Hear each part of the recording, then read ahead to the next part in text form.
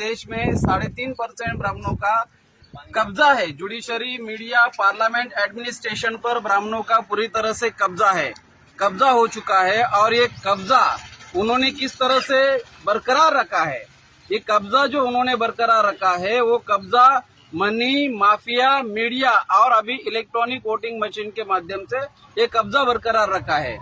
तो साल के बाद हमारे महापुरुषों के संघर्ष के बाद हमें लोकतंत्र हासिल हुआ, लोकतंत्र प्राप्त हुआ और लोकतंत्र के तहत संविधान हमें इंडिया में संविधान लागू हुआ। संविधान के तहत हमें लोकतंत्र के तहत हमें वोटिंग का अधिकार प्राप्त हुआ।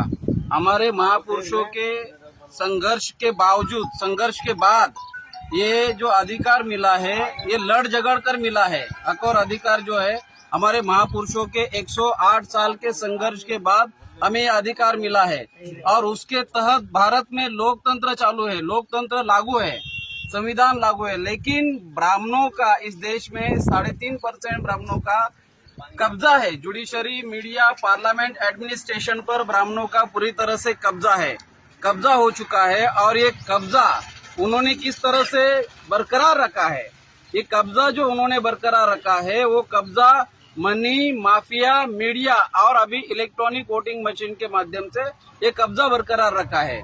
तो ये लोकतंत्र में क्या है, लोकतंत्र में जिनकी संख्या ज्यादा होती है उनका शासन होना चाहिए, उनकी हिस्सेदारी होनी चाहिए। मगर हमें दिखाई क्या दे रहा है, जिनकी संख्या कम है, ब्राह्मण लोगों की संख्या कम है, 3.5% लोग हैं, 3.5% लोग शासन सत्ता में टॉप लेवल पर है। जुडिशरी, मीडिया, पार्लियामेंट, एडमिनिस्ट्रेशन पर ये लोग टॉप लेवल पर है।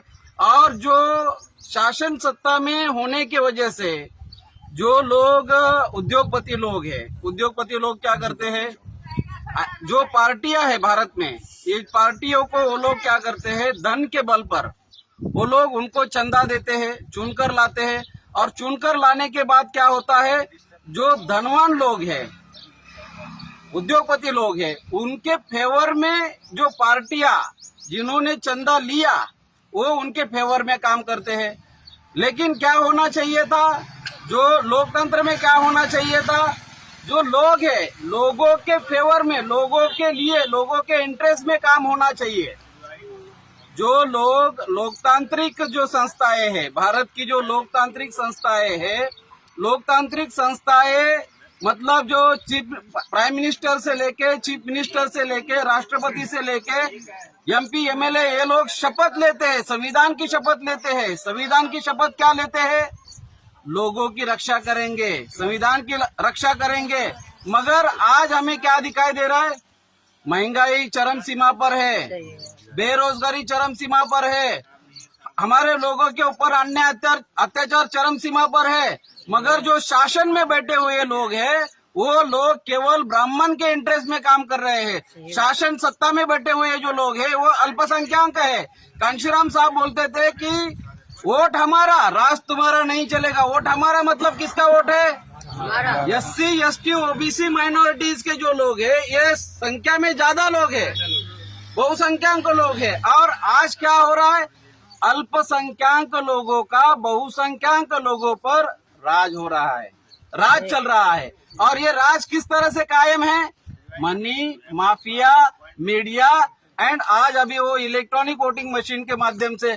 मतलब जो अधिकार हमारे महापुरुषों ने हमें हासिल करके दिए, वो अधिकार से क्या हुआ, वोटिंग का अधिकार, वोटिंग मतदान नहीं है, वोटिंग राइट है।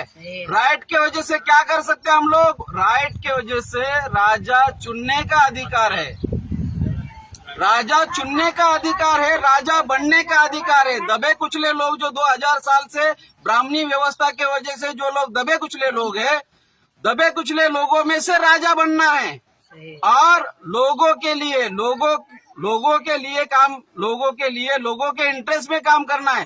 शासन सत्ता में जो लोग बैठे हैं उन्होंने लोगों के इंटरेस्ट में, लोगों के हित में काम करना है। मगर क्या हो रहा है भारत में, ब्राह्मणों के इंटरेस्ट में काम हो रहा है। शासन सत्ता में ये लोग बैठे हैं जो लोग इस देश के मूल निवासी नहीं है। जैसे कि चाइना का जो शासक है मूल निवासी है, चाइना की प्रजा मूल निवासी है, जापान का शासक मूल निवासी है, जापान की प्रजा मूल निवासी है, मगर भारत का शासक ब्राह्मण विदेशी है।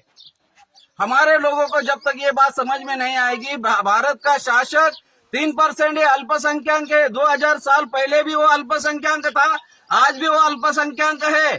और हम लोग 2000 साल पहले बहुसंख्यक है, आज भी बहुसंख्यक है, मूल निवासी है।